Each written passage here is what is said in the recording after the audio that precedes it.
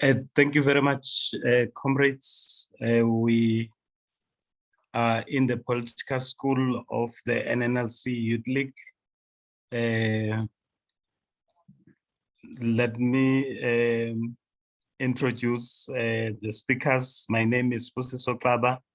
I am the national chairperson of the PAC in Azania. And today our session will be led by Comrade Trimble, a mentor that we greatly respect, that has mentored quite a lot of us, the veteran of our struggle, who has also widely traveled in terms of exploring our continent and worldwide, and in terms of making sure that the revolution is spread, we change our people's life fundamentally. He is an academic. He carries the title of being a professor, and he has lectured in universities in the US and in various countries across the continent, including Rwanda, Zimbabwe, and Azania.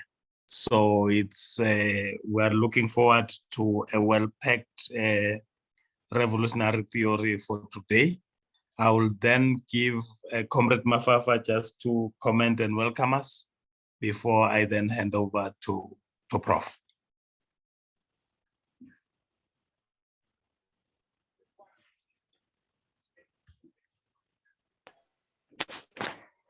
Thank you so much, National Chairperson.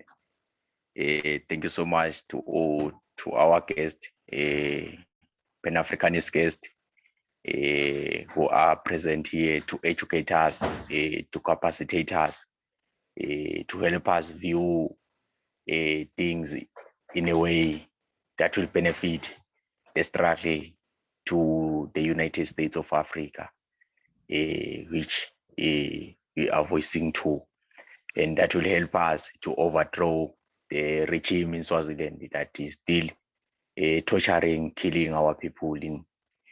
Currently, we are busy these days writing rest in peace to our brothers and sisters. There are so many orphans as we speak.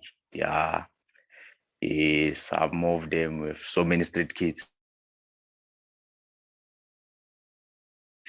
Some of our comrades are in the bush hiding. They are eating in the bush because of this regime that is busy chasing them. And some of them, as we speak, they are spending months inside bars. But our comrades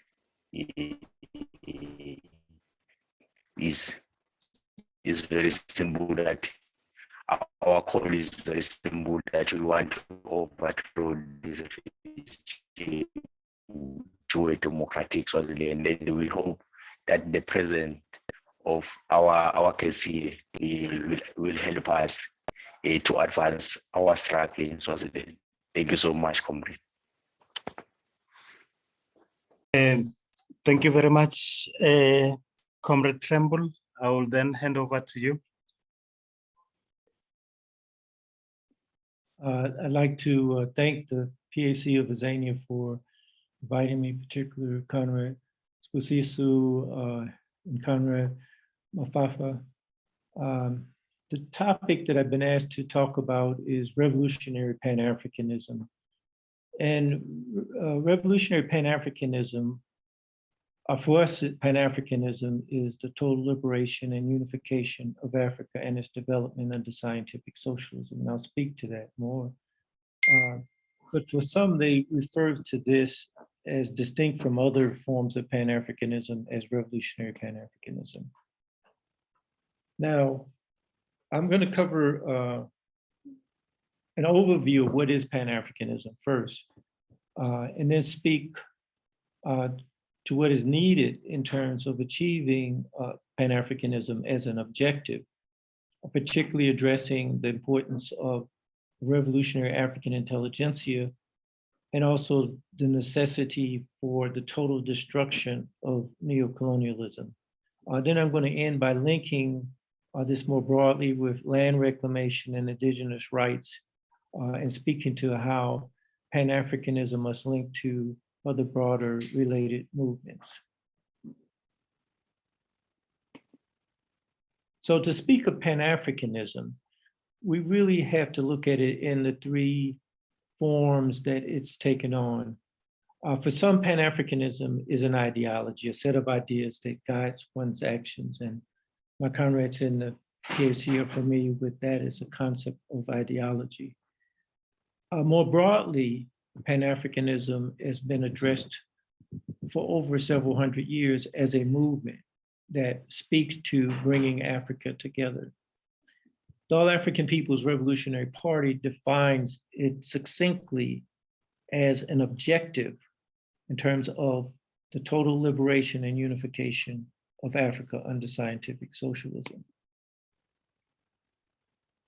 But first speaking to it as a movement, I mean, we realize that the efforts to unify Africa predate Christ.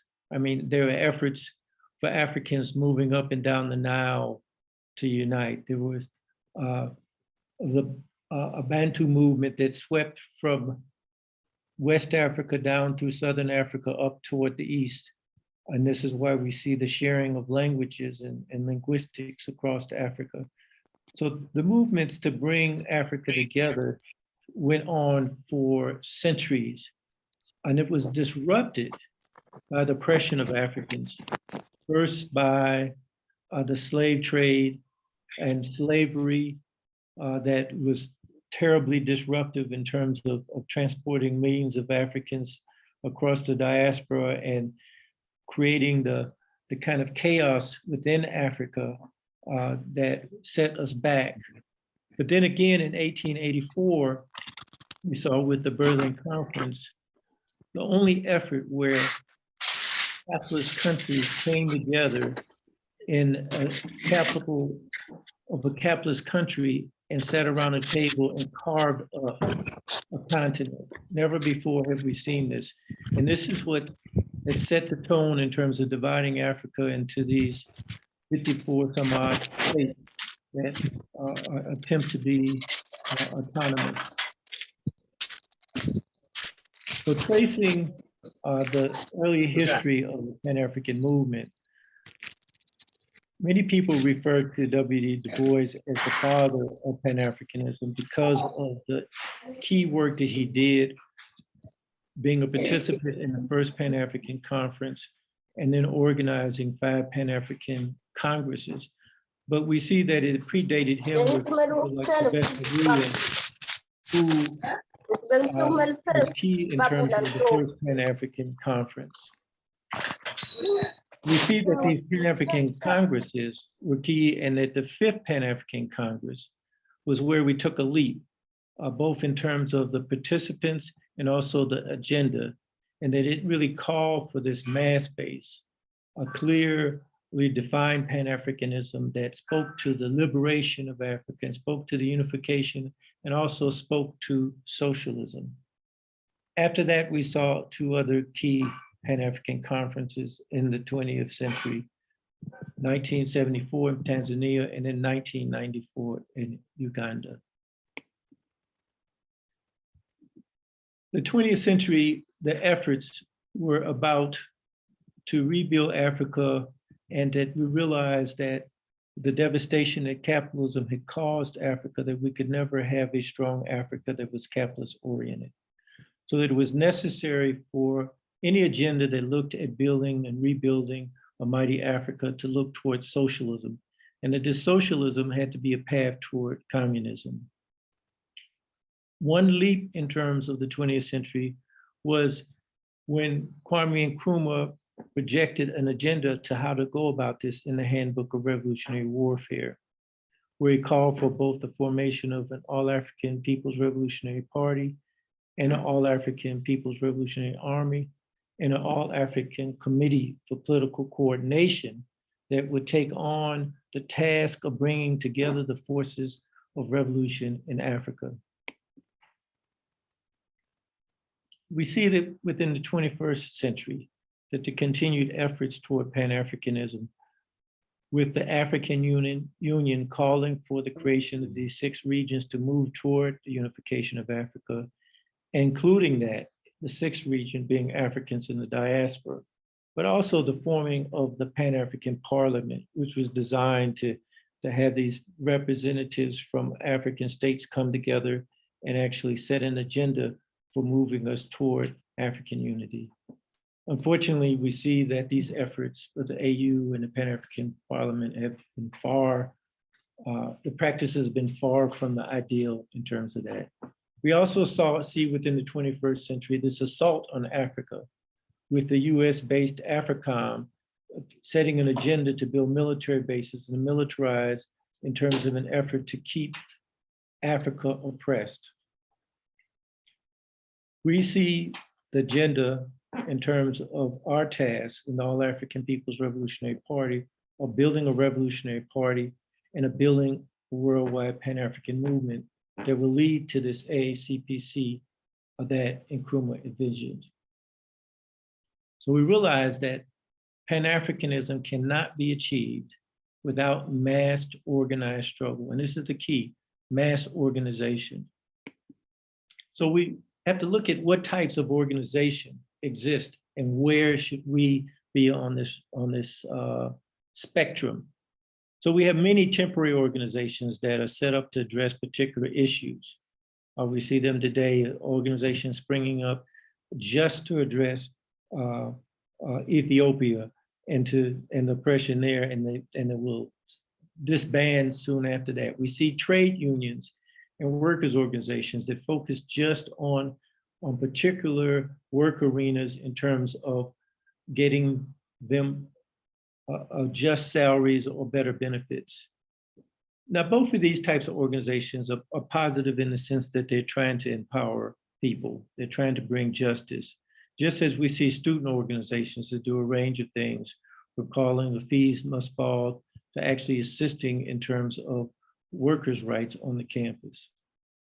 We see civil organizations, religious organizations, nonprofit organizations, NGOs all exist within the space of organizations. But the highest form of organization is that of political parties, because it's political parties that seek to see state power, and this is really the highest essence of power, not just a matter of being able to address a few issues, not just being a matter of being able to get a certain rights for students or for workers, but being able to actually seize power in a state in order to be able to transform it. This is key. So looking at more detail at Pan-Africanism as an objective, the total liberation of Africa, the unification of the whole of Africa, and the development of Africa under scientific socialism are the three components. We realize this is an objective that should be one that Africans all over the world embrace, but we also see this as an objective that is a just objective that all people who are for justice should embrace. And this is, I think, an important reason that we highlight Pan-Africanism as an objective, because it's something we can succinctly say, this is what we want, an Africa that comes together and develops under scientific socialism. So when we talk of total liberation, we're talking of the whole of Africa. Some advocates of Pan-Africanism speak just of sub-Saharan Africa and somehow feel that North Africa is dominated by so-called Arabs and therefore is not what they're really thinking of. They're thinking of just bringing, quote, Black people together. No, we are speaking of the whole of Africa when we talk of liberation. We're speaking of this end of mental slavery that is paramount amongst many Africans in Africa and the diaspora as a result of the enslavement of our people and the disempowerment of our people and the stealing of our land. So just having this reset in terms of realizing that we as Africans not only have the right, but we have the power to actually seize control of our resources and our destiny. So to end the mental slavery is something that is important. All African people are part of the African nation.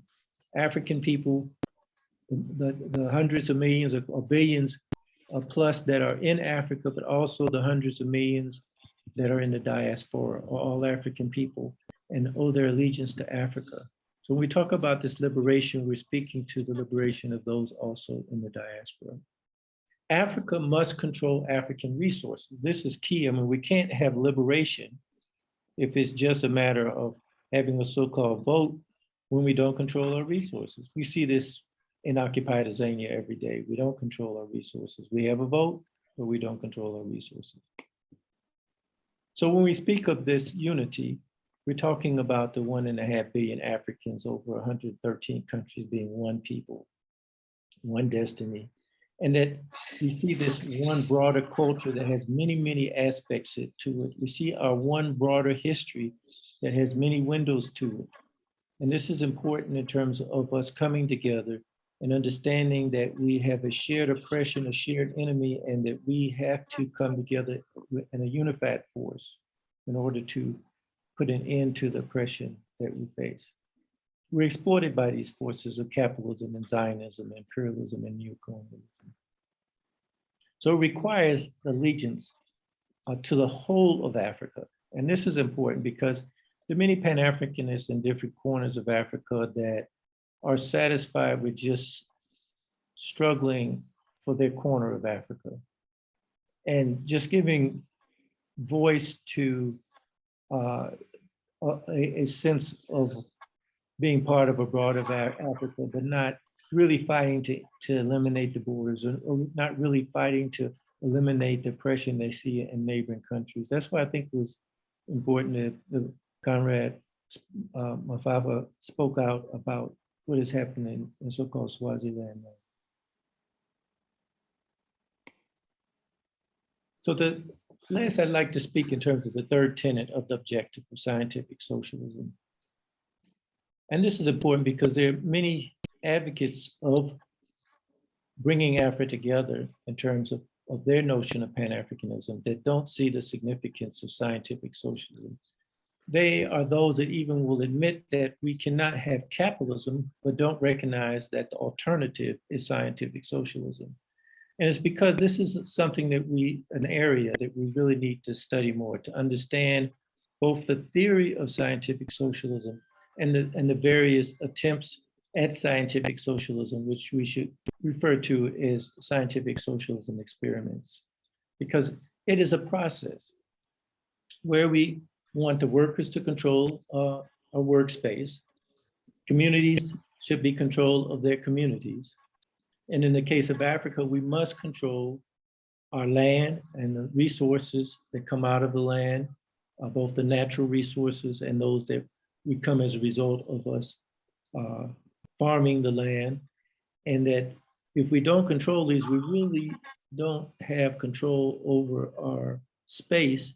And it's only when the people control the resources, not the multinational corporations and the mining magnates, that we really have this road towards socialism. So it centers around the end of this private ownership and this wealth inequality that has been built up through these centuries of capitalism, where they came to Africa and stole the land and then set up mining operations and plantations and claimed because they set these up, they dug the holes or paid for the equipment to dig the holes and or to put the irrigation systems in, and they claim that they should have ownership over these. And we say, no, this is just theft of land and the theft of what it is really belongs to African people. And it is only through the end of this type of private ownership, which is a key part of capitalism, that we can have real justice. So under socialism, people contribute based upon their ability and receive based on their contribution. So that this is why it places workers at such a high state, because it's workers that are actually producing everything that is used by those that control these enterprises, and it's used by those that don't work. So it places the importance on work. So actually those that do work should receive based on that work. And this is a key element of socialism. Another element of socialism is that it's important that we have a planned approach to economic and social development that keys on providing the needs to people, to the masses of people, that it keys on ending the inequality that's inherent in capitalism. So this planned process is where a socialist state comes in to actually be able to have control over these resources and in terms of empowering the workers in the communities in an organized fashion. And this is why it's sometimes referred to as a socialist experiment, because there's no kind of set pattern in terms of being able to do this. We had to figure out through examining previous examples and through looking at the conditions of the people, how we actually would go about this socialist process. But the key thing is to understand this as a process, because the idea is to fight against the inequality and eventually eliminate inequality. And this is what will bring about a classless society. And this is why socialism is a process to bring about communism, where communism is where people contribute based on their ability and receive based on their need. And once we've reached this more organized state through the socialist process, where we've met the basic needs of everyone, and people no longer fear starvation and no longer fear dying out in the cold somewhere, and no longer fear pestilence and disease, because we've organized through our socialist state to provide public health, to provide education, to provide water and sanitation to all of the people. Once you've achieved these kind of things, then you have the excess so that you can contribute to those people who are unable to work. And it gives people a higher state of being so that they're willing to now take only what is needed. They feel no longer a need to gather more because there's a fear of not having something tomorrow. So this is important to understand, that socialism is this process that will bring us to a higher stage. I mentioned that in order to deal with Pan-Africanism, that we have to understand the importance of the African intelligentsia. Now, all people, all men and women are intellectuals, in that we have the ability to think and reason, and a consciousness that allows us to present these ideas, to examine the world around us. And we all do this to some extent, to different levels. And this is why it's important to consciously organize a revolutionary intelligentsia. Each sector, each class, each groupings have intellectuals that sort of lead the ideas or struggle around the ideas. In engineering, there are those that are now projecting this whole notion of the fourth industrial revolution and what that means.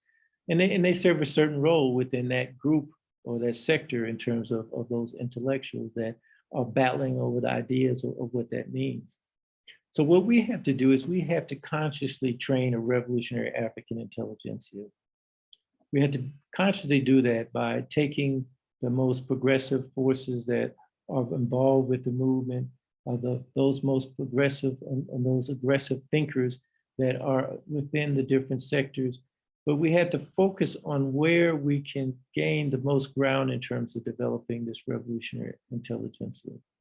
And this is where our analysis in terms of the All African People's Revolutionary Party directs us toward doing more work on the university campuses. We see here in Occupied Azania, where we've had the Fees Must Fall campaign, the Roads Must Fall, and these are active indicators of the potential for building within this milieu. Those are recruiting from within this milieu a revolutionary African intelligentsia. We just have to be more effective in terms of organizing within this setting. And this is one of the things that we encourage, not only within the AAPRP, but we encourage our brother sister organizations to be engaging more.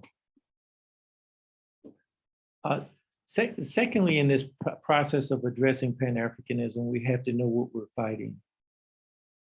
And we have to call for this end to neocolonialism. It's important to understand that the core of neocolonialism are these multinational corporations that are extracting our natural resources, that are exploiting our labor, that are basically controlling the prices from everything from fuel to data. The prices in terms of how we sell our platinum, or how we sell coal, or how we sell the automobiles that are manufactured here in South Africa, we have nothing to do with that. We have nothing to say about that. And it's because the multinational corporations are controlling the prices. And by controlling these prices, they basically are controlling the limited amount of the profits that come to us in Africa, whether it be the mineral extraction we see in the DRC, or whether it's, like I mentioned, the auto industry here in South Africa.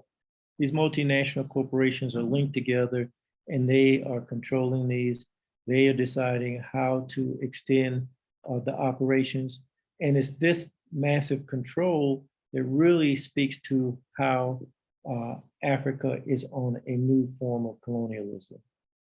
It's no longer just a single country that sort of dominates a particular African state. It's no longer France that sits on top of the resources and the people in Senegal. It's no longer a Britain that sits on top of Ghana. And this is one of the things that Nkrumah recognized when he wrote the classic handbook, his classic in terms of exposing neocolonialism. He pointed out the interlocking nature of these multinational corporations and mining interests and finance interests. And we see this rise in the finance capital over the latter part of the 20th century and 21st century with the creation of the World Bank and the IMF and other forms that actually play the banker role in terms of being able to control the different states in Africa, because they control the credit system. They control, by controlling that, they control actually the value of our currencies and how much we're able to use in terms of that. One of the things we have to look at closely is the role of China. China has become an aggressive player in the international level as the major trade partner with Africa now. And I do not believe that they are playing a neocolonial role, but I do recognize that China, in terms of advocating its market economy, has a system where it has capitalist companies and capitalist multinational companies that now are playing a role in Africa just as other multinational companies. So we have to be aware of the contradictions there, but at the same time, not get thrown into the misinformation that comes out from the West in terms of trying to make it as if China is the new exploiter of Africa. Lastly, we do have to understand and recognize the negative nature of neocolonial leadership that exists. While it is not the key role, we sort of see this as the puppets that are being controlled by the puppet masters, which are the multinational corporation and finance. So understanding that the nature of neocolonialism is important in terms of exposing it and fighting against it.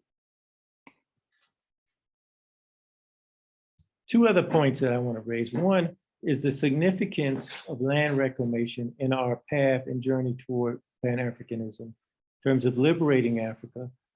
One of the things that the capitalists had intended to do was to create settler colonies in Africa, as they've done in the Americas and Australia.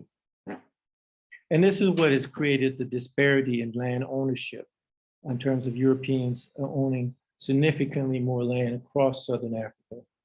So in terms of land reclamation, we need to study the land reclamation process that took place in Zimbabwe, because the mass media is very much misrepresented this. And even the name, in terms of us realizing that it's about land reclaiming, this is the process that we're advocating. It's land reclaiming, and this is what also must be extended in terms of occupied Tanzania and even across other parts of Africa, as far as Kenya, as far as Botswana and Namibia.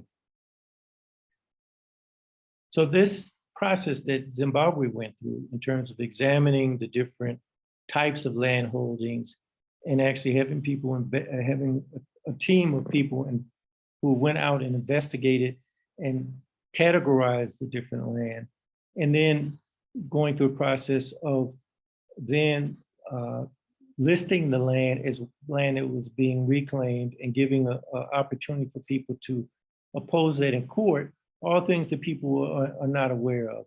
Even the process of redistribution land, which was very localized in terms of different districts, in terms of allowing everyone that, anyone who was indigenous to apply for the type of land. The realization that you had the two types of land plots, the smaller ones were people who were maybe just a family with few resources, and the larger ones where collectives could get involved, or families with more resources could apply for.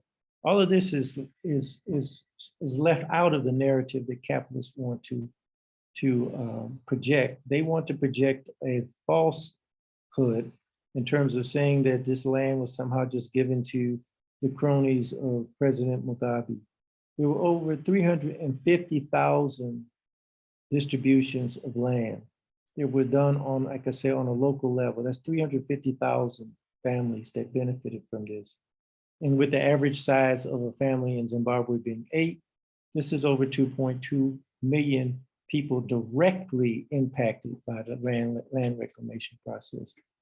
Now, there are those who are socialists that don't see the significance of this, because they say that what we've just done is we're basically just reinforcing a capitalist form of production by creating small landholders, and therefore they're just small capitalists.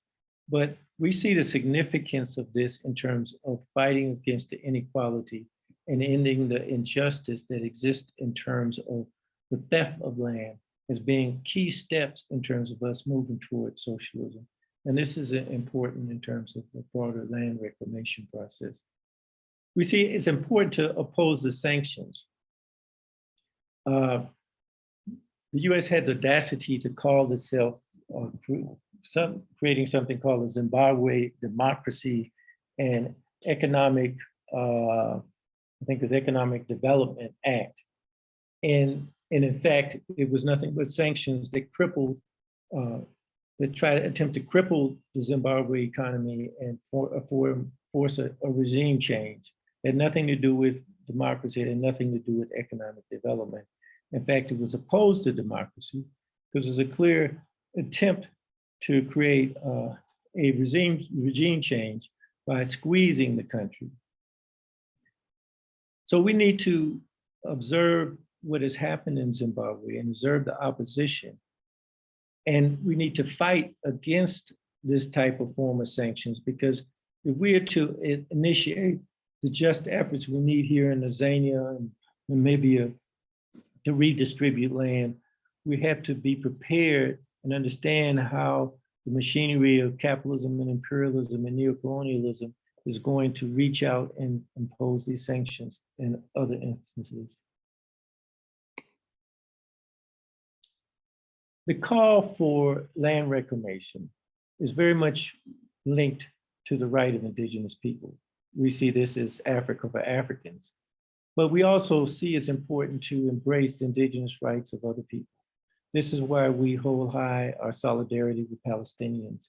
The creation of Israel in 1948 is just the latest example of the creation of a settler colony by the capitalist forces, the same forces that attempted to maintain apartheid in South Africa, same forces that attempted to seize Algeria and annex it as part of France, the same forces that have maintained the settler colony throughout the Americas, in Australia and New Zealand. And those are the same forces that had split Ireland. A lot of people don't recognize that the so-called United Kingdom includes the northern part of the island of Ireland, which is not connected to England. It's across the sea. And why? So Ireland should be for the Irish, not for the English that invaded it, but it's still a divided island because of this same settlerism that we've fought against in terms of apartheid. The Americas and Australia belong to their original people. And it's through us being at the forefront as Pan-Africanists, holding up strong our banner saying Africa for Africans and calling on a just struggle to support all indigenous people, that we'll be more of a force in terms of siding with the indigenous people of these other continents, from the so-called USA and Canada to Australia. So we had to fight against settler colonialism. This is also a fight against settler capitalism, because what has happened is these successful settler colonies have morphed into being the most powerful elements within the maintaining of capitalism. For instance, the two of the largest settler colonies, Canada and Australia, account for over 200 billion a year in exports. So what that means is that these two countries, because of their mining largely, are extracting raw materials from the land of indigenous people.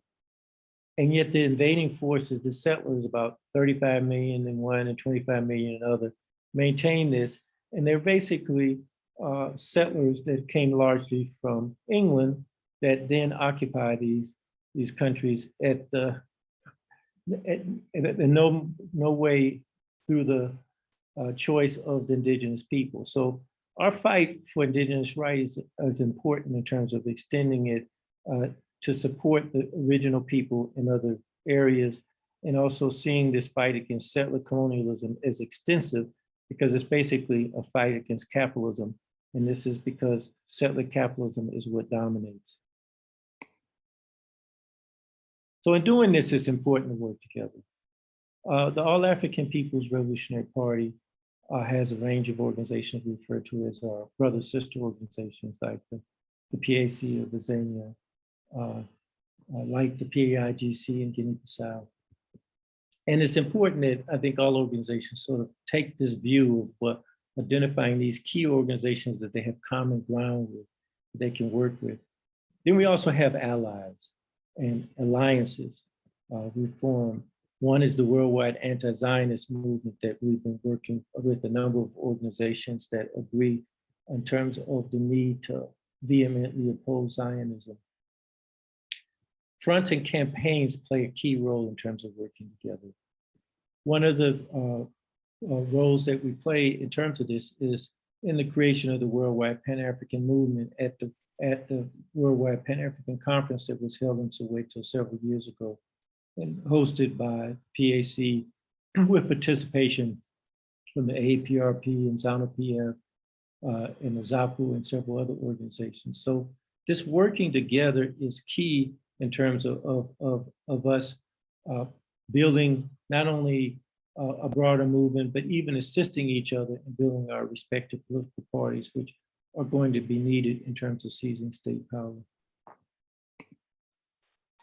So that's sort of sums up both my perspective of Pan-Africanism, but also what we must do. So I wanted to open at this point for comments, other opinions, questions. And I'll turn it over to my comrades in PAC.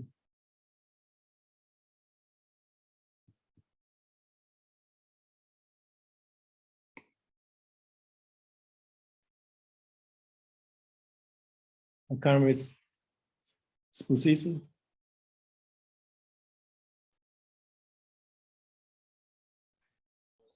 I am talking along this side. Let's give an opportunity for any questions. I would be looking for hands.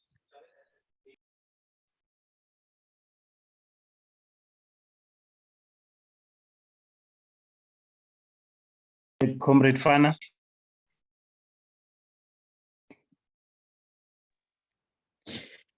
Yes, comrade.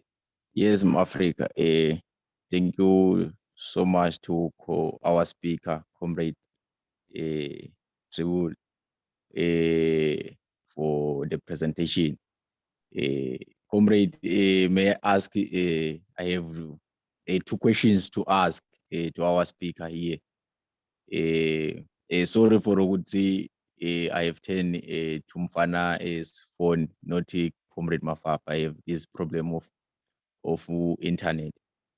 My question, first question, on the issue of Pan-Africanism on this Pan-Africanism. I have a question as the comrade Trimble said, the socialism is a way to communism. We have come across some questions about Pan-Africanism where most communists question Pan-Africanism and say Pan-Africanism is tiny, which means it does not care about those working class, which is the working class or which is overseas, that is being exploited, as criticizing, saying Pan-Africanism is just concentrated to Africa. What about those working class in those white countries that is being oppressed in their society? May I ask Comrade Trimble to clarify on what substitution we can make in such debates la qhamuka kanjalo.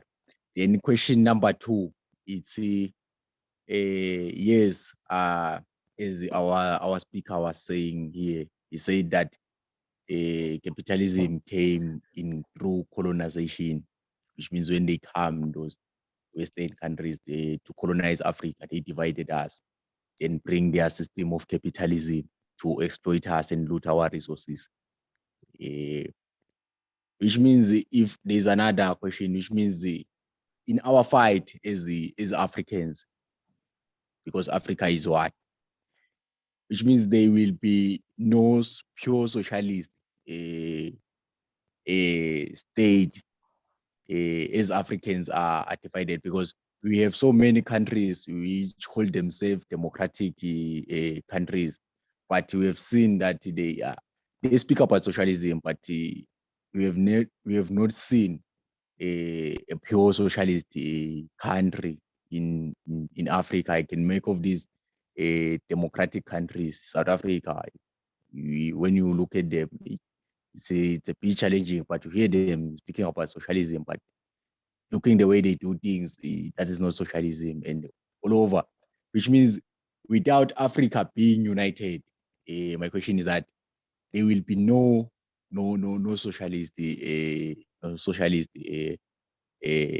country. Those are the two questions I have, comrade. Thank you so much. Over to you, Comrade Trimble. We note the hand that is still on. Okay, I think these are two very important questions, and essential to us understanding our task at hand. The first, refers to those narrow thinkers, as I call them.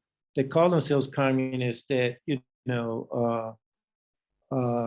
discount the importance of Pan-Africanism and even call on others to reject it under this guise that it's a narrow nationalist movement, and that it does not support the workers' struggle. And they in turn try to call for this workers' international kind of effort. And in reality, our struggle is much more in line with supporting oppressed people on a global level. Two reasons. One, we clearly set an agenda to bring people together on an international basis, first starting with bringing over the citizens of over 54 different states together under Pan-Africanism, as well as the oppressed Africans in the diaspora. And the Africans in the diaspora are amongst the most oppressed people in the diaspora. So those that somehow claim that we should be working more to organize workers on an international level are overlooking that the most oppressed workers in these places, whether you're talking about London or Paris or New York or Chicago, are Africans. So we are in fact calling on these Africans to come together with over 1.5 billion other Africans. So in terms of calling for a process that will bring peoples together in terms of being just narrowly nationalist. Pan-Africanism is that approach. And it's much more viable than the type of approach that these narrow so-called communists are advocating, that is somehow saying that workers who are making pennies in Ethiopia are somehow supposed to come together with workers who are in Japan or Australia and in the US are making 100,000 a year. I mean, they don't take into account the fact that because of the nature of settler capitalism, you have these well-fed, well-paid workers in these key capitalist countries that have little interest in terms of really ending capitalism. And this is why the workers' movements in places like Japan and the UK and the US are so weak, So now this isn't to discount the fact that workers in a General Motors or in the US or a Toyota plant in Japan are not oppressed, but it's one of recognizing this distinction in terms of really what is going on in terms of, on a global level, in terms of the disparity that's created in terms of the divide within the supply chain. And that's just something that many of these so-called communists ignore. So we challenge them on this issue. And then the second part of this is that we're the ones calling for the land to be reclaimed by indigenous people, not just in Africa, but in Australia, and in Canada, in the US. And these are the people that are most oppressed. The indigenous people in Australia, the indigenous people in Canada, the indigenous people in the so-called USA are the most oppressed, living on isolated reservations, you know, having the highest suicide rate, having the lowest income, having the highest unemployment rates. So we're at the forefront of calling on recognition of them as the true owners of the land, calling for the ability for them to reclaim their land, even if they are just 3% of the population in the country. So we say that in terms of the issue of our relationship to workers, our position is much more revolutionary than these so-called white communists that are telling us that we're narrow nationalists because we're Pan-Africanists. I think it's important for us to clearly articulate what Pan-Africanism is. Then the second question, you're absolutely right. It's impossible for a Guinea-Bissau, even if they have a revolutionary party like the PAIGC, to really be able to operate in effective manner socialism with a couple million people in a small country. It's impossible, no matter how revolutionary Eritrea is, to be able to effectively move in any kind of large fashion in terms of that. And this is why the unification of Africa is so integral in terms of us bringing about effective, large-scale socialist agenda. So you're absolutely right on that. And the two go hand in hand. I mean, that doesn't mean that you can't have revolutionary forces in a place like Guinea-Bissau or Eritrea that at the forefront, but we have to recognize that limited resources, limited people, limited land, locked in and dominated by a global capitalist force, that there are limitations as to how much these isolated spots can do. They can be small liberated zones, but they can't really serve the whole purpose in terms of bringing justice to the 1.5 billion African peoples worldwide. That takes a unified socialism. Thank you.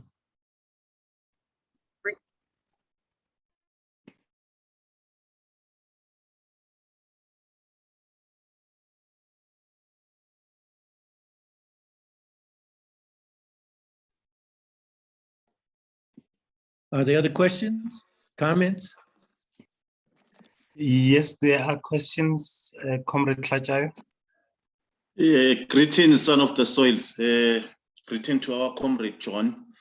We welcome you in our political school, and it's of great interest that we get such solidarity. My first question goes to the issue of neo-colonization. It's one struggle that as African people we face with our governments.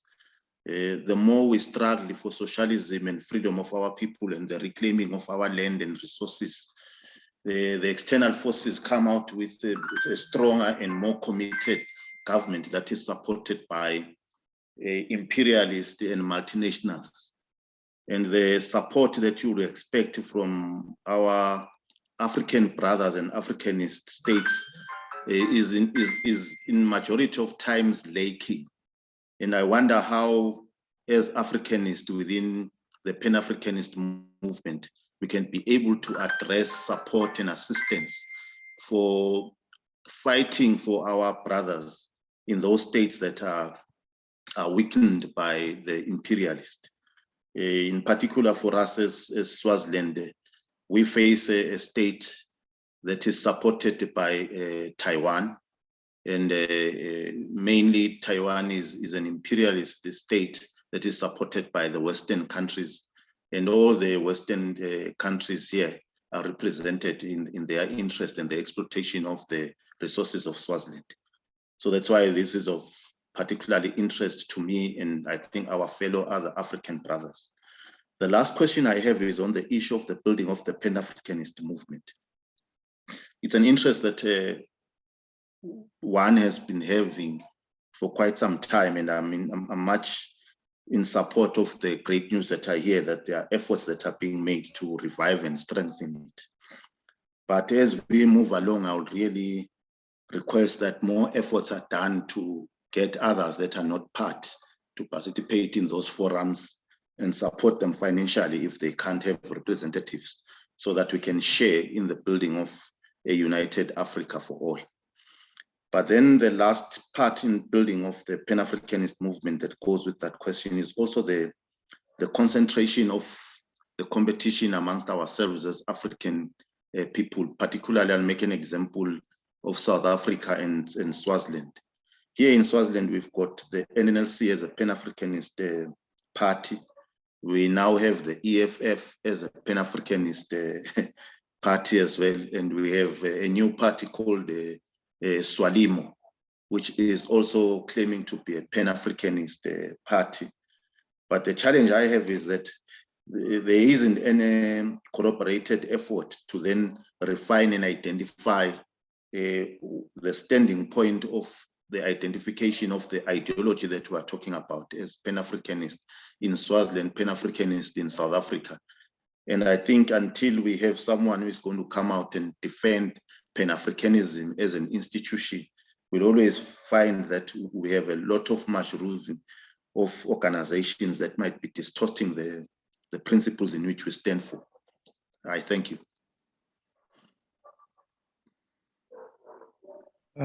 Thank you very much for that, and also for sharing that information in terms of what's happening in Swaziland. Many of us know is at the forefront now of the struggle. You know, one of the last places that we're trying to eliminate this notion of royal family controlling, instead of at least having some semblance of participatory democracy. You spoke of the different forces that are claiming to be Pan-Africanists and how to bring them together. And certainly this reflects the slide I showed in terms of the importance of fronts and alliances, and even starting with the notion of brother-sister organization, which I encourage you to try to pull together with the other organizations, at least in that sense, to see whether they consider themselves to be brother-sister organizations or competitors. And this is one of the things I think that's important to sort of work out as a start. And this is one of the reasons the All African People's Revolutionary Party wants to always be crystal clear on what Pan-Africanism is, and why we reiterate over and over this notion of total unification, total liberation, and Africa's development under scientific socialism. And we find that separates us out from some of these other organizations that when you start listening to them, you find out that they are somehow excluding Egypt or Algeria from the struggle because they think they're Arab, or they somehow are speaking in opposition to capitalism, but don't embrace socialism as a process toward communism. So these are the things that should be sorted in terms of the different forces that are there. But yeah, just as you mentioned, Taiwan's role in terms of trying to play as a neo-colonial force, along with others that are certainly there in terms of the UK and the US, in terms of supporting a reactionary regime there as they do in other places in Africa. And that the thing we realize about neocolonialism is how it opened up this exploitation to a wider set of forces. So that once Ghana became independent from England or the UK, then it opened it up where the US and Canada could play more of a role through their multinational corporations and through their finance mechanisms, and actually end up clouding the situation, because we find that there, just as here in occupied Azania, where you have an electoral process that gives many people the illusion that there's no longer a form of oppression because they can now go and vote, that this illusion has to be exposed. And the way it is exposed is to document and to be more proactive in the media and through our battle of ideas of how the real exploitation is going on is through these multinationals. It's through implants that own platinum mines and are exploiting that.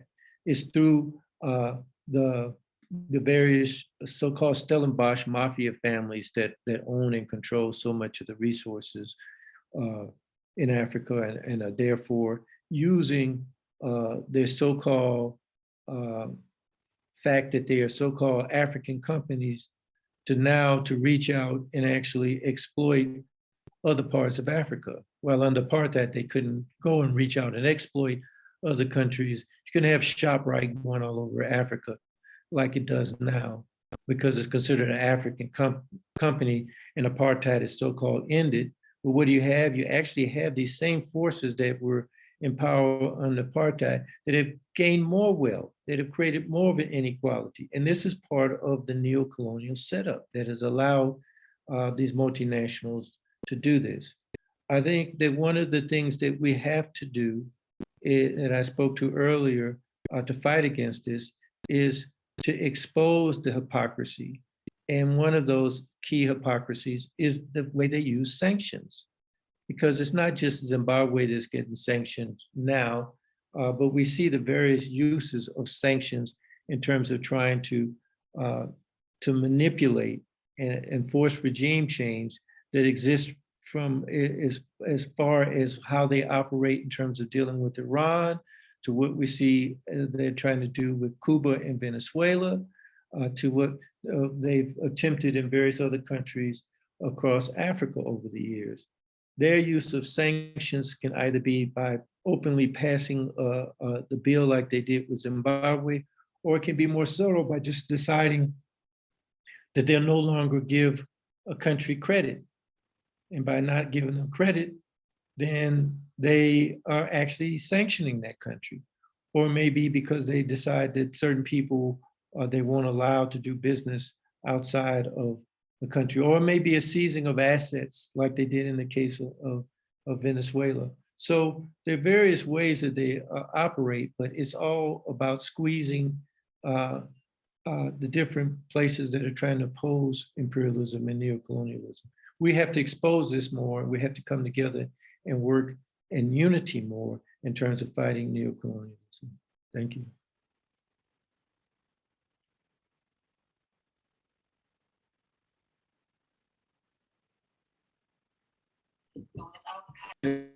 Are there other questions, comments? Comrade Sobukwe, can you come in? Yes. Okay, John, I was, and thank you for your presentation. Thank you for, and thank everybody else for their questions and participation.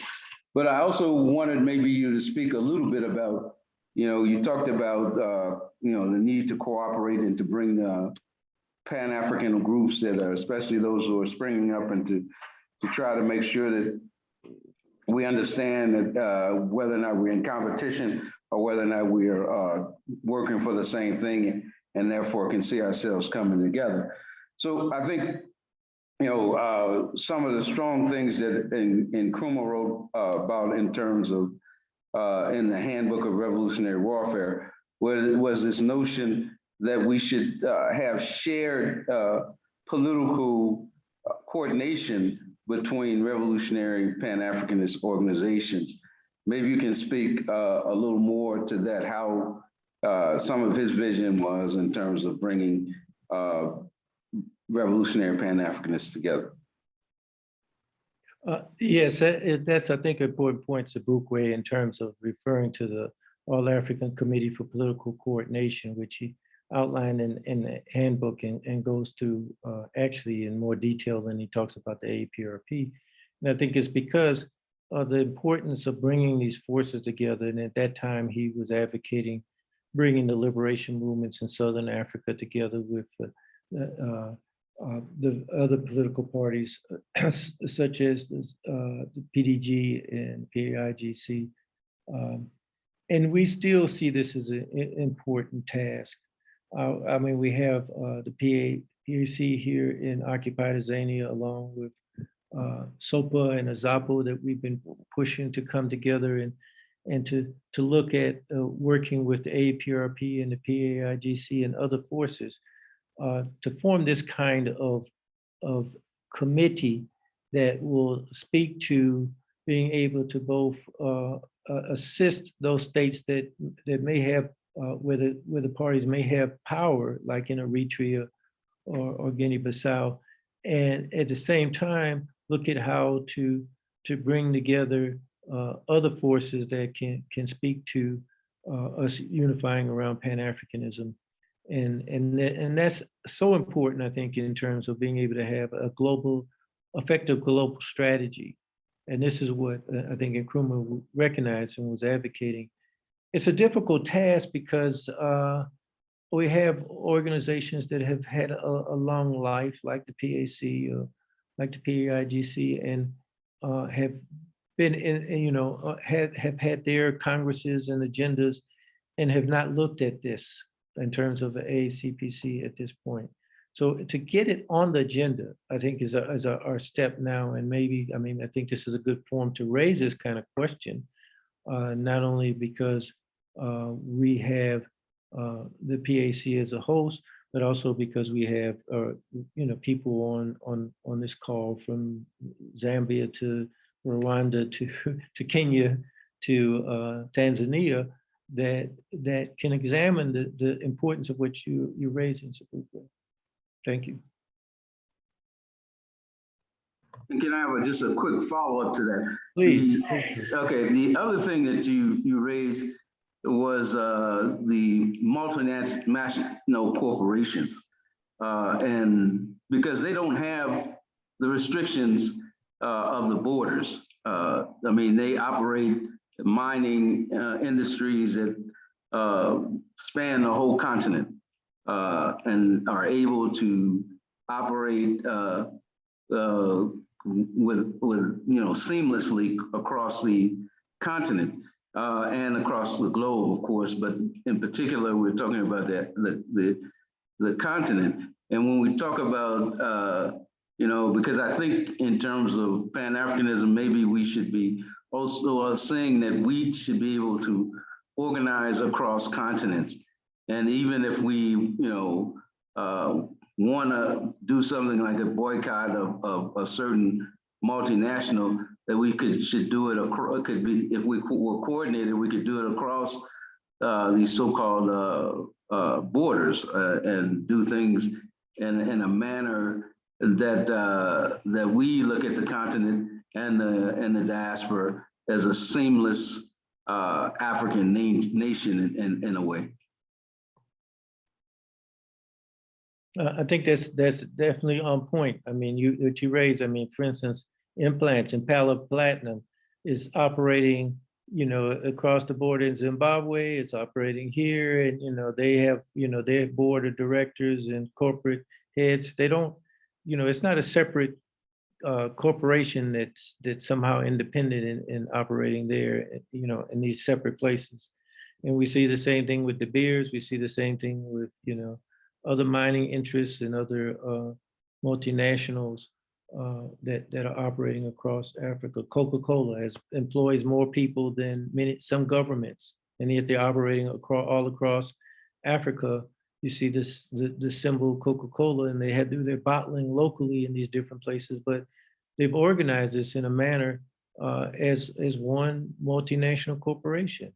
And this is the realm of neocolonialism. It's no longer, oh, Coca-Cola can't come in because this is a French colony, So yes, we see this, and we need to be more aware of it because it's so subtle that people don't even think about it, and think about the extent that these corporations are actually operating and spreading their own propaganda.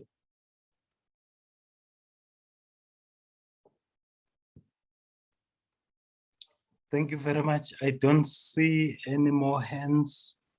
And as indicated, we also want to share this discussion. So for those who will be listening, we don't want it to take over an hour. So without seeing the questions, may I ask Comrade Mafafa to just say something, and then Comrade Tlajwayo, then Comrade Trimble, you then close.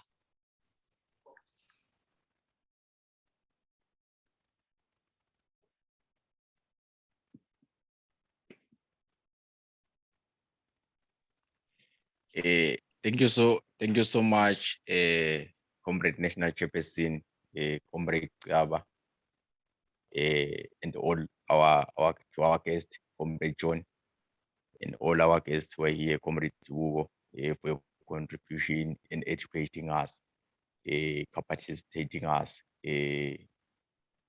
on Pan-Africanism and the importance of African unity.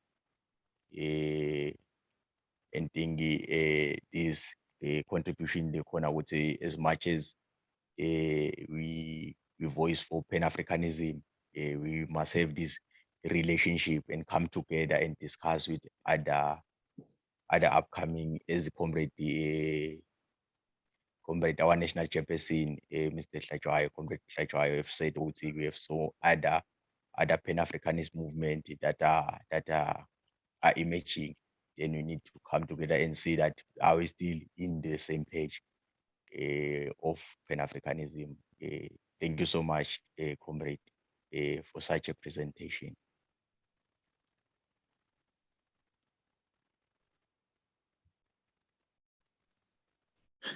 Thank you very much, National Chair, and thanks to all our international guests, and we are very much happy that you've given us your solidarity and your time. It is not lightly taken by us. It is of great importance. We are a small party in terms of the African landscape, but big in heart, given what we stand for. We believe in the liberation and the total liberation of our people in the whole continent. And we also hope and seek for support in our challenge of neo-colonization in Swaziland. It is painful what we see when our fellow countrymen are slaughtering each other over the fight for government without dealing with the issues that stand before us.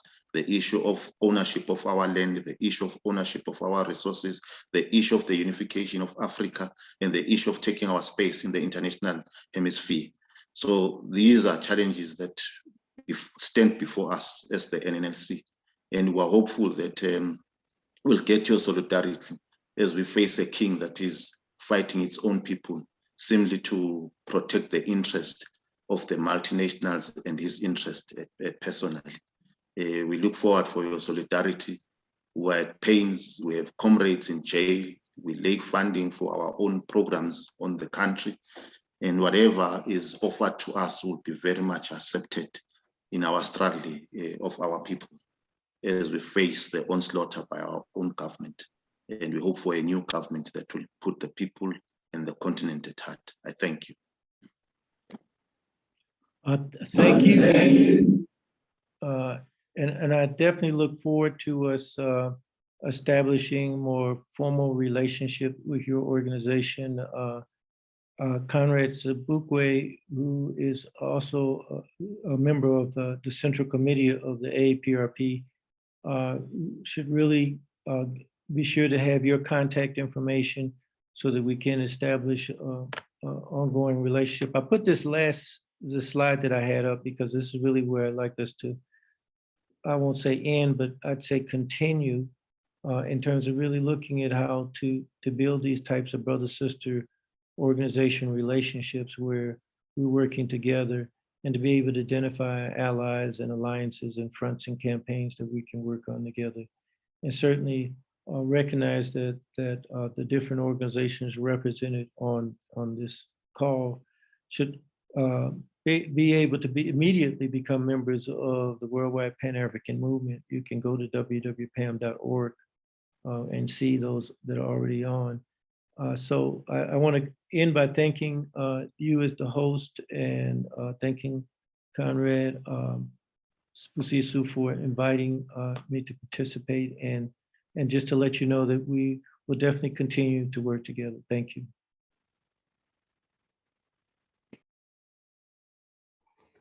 Thank you very much, comrades. We end today here today until we come back for another session. Thank you.